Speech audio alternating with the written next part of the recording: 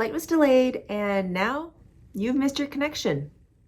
What are you gonna do? Today I'm gonna cover the steps that you need to take when you've missed your flight.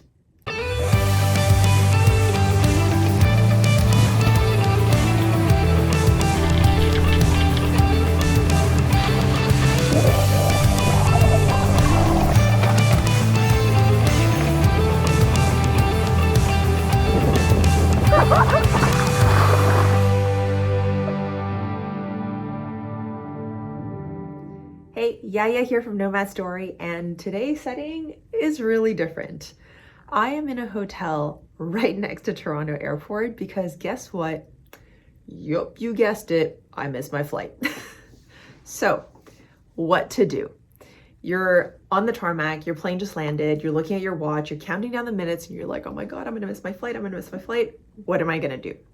So the first thing you wanna do is check with your flight attendant if there's enough time between your landing gate and then the gate that you're leaving from.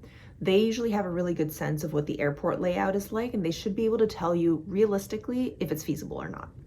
Step number 2, if your flight attendant tells you that there's enough time, make a run for it, okay? And usually if you let them know that if you have a really tight connection, they might actually make people like stay seated and let you off the plane first. Step number 3 is if you can't make a run for it, see if you can ask the desk representative that's right outside the gate to hold the flight for you. If there's a lot of you on the plane that's in the same situation, they might be able to do that. It's less likely in a busy airport and if you're the only person on that specific flight, but it never hurts to ask. Step number 4, if none of the above has worked, then you want to ask them where the nearest customer service desk is for your airline. Depending on the country you're in, that might be before or after customs. Just ask, they'll point you in the right direction. Now, it's important to highlight here, at this stage, it's easier for you to actually go to the desk and speak to a physical human person than to call somebody in customer service. When you call on the phone and you're in a rush situation, first of all, you might stay on hold for up to an hour, depending on how much people are in the same situation as you. You might get a bad connection. The airport is loud. It's just, don't add fuel to the fire, okay? Just go to the customer service desk and talk to a person in front of you. Step number 5, at the service desk, be nice to the representative. Oh my gosh, please be nice to them. They have spent all day dealing with every single person who's been in the exact same situation as you, who have missed their flight, had to change their flight, who are stressed, frustrated, have kids, have baggages, all kinds of things. Just be nice to them. The nicer you are to them, the more helpful they will be to you, which leads me to step number 6.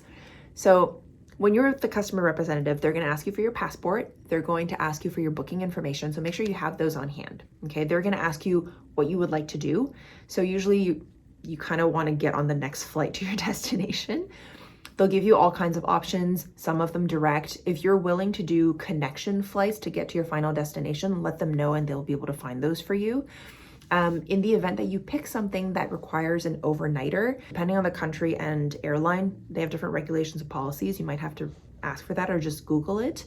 They'll usually pay for the hotel room near the airport. They might even pay for the expenses of transport to and from the hotel to the airport if it's not, if there's no shuttle readily available. You should also ask if you're eligible for any additional compensation like meal vouchers or meal coupons. Usually they're really nice about it. They'll give you the most that they can. They don't have any hidden agenda. They just want to help you get to your final destination. All right, great. Your flight has been changed. You got your vouchers, you got your hotel and all the things that you need to do. You are settled and you're taking a breather. Once you've had a chance to take a breath and you're in a calm space, it might be worthwhile to actually call the customer representatives again.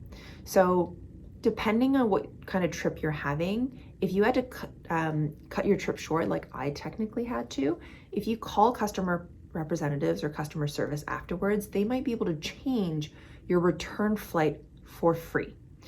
So again, this is really helpful if you have a frequent flyer program or you're associated to some kind of airline and you fly with them really often. They'll see your history as a customer and they'll be very apt at helping you get to where you need to be and just make sure you have a really good experience. But give them that extra call, ask them if you can change your return flight for that, to move it by an extra day or something like that. Final tip, And this one is more for before your trip. Create some breathing room in your itinerary, guys. If you're traveling and you're flying often, yeah, this is just gonna happen. You're gonna miss your flight at some point. It's part of it. And so you wanna make sure that your itinerary has some breathing room. Yes, there are certain things that you have to book in advance. Okay, if you're going to the Louvre in Paris, you have to buy your ticket in advance. But the rest of it, most tourist attractions and activities, you can usually get those pretty ad hoc, all right, within 24 hours. So create some space in your itineraries, especially for around flights and stuff like that. So then when things go wrong, it's not your entire trip that snowballs and creates this crazy cascade effect where you can't make anything happen and you're late to everything. So a little bit of breathing room and a little bit of flexibility can go a really long way. Let me know in the comments below if you've ever missed a flight, what you do in those situations, if you have any extra tips that I may have missed. And you know what? When life gives you delayed flights, go get some good food.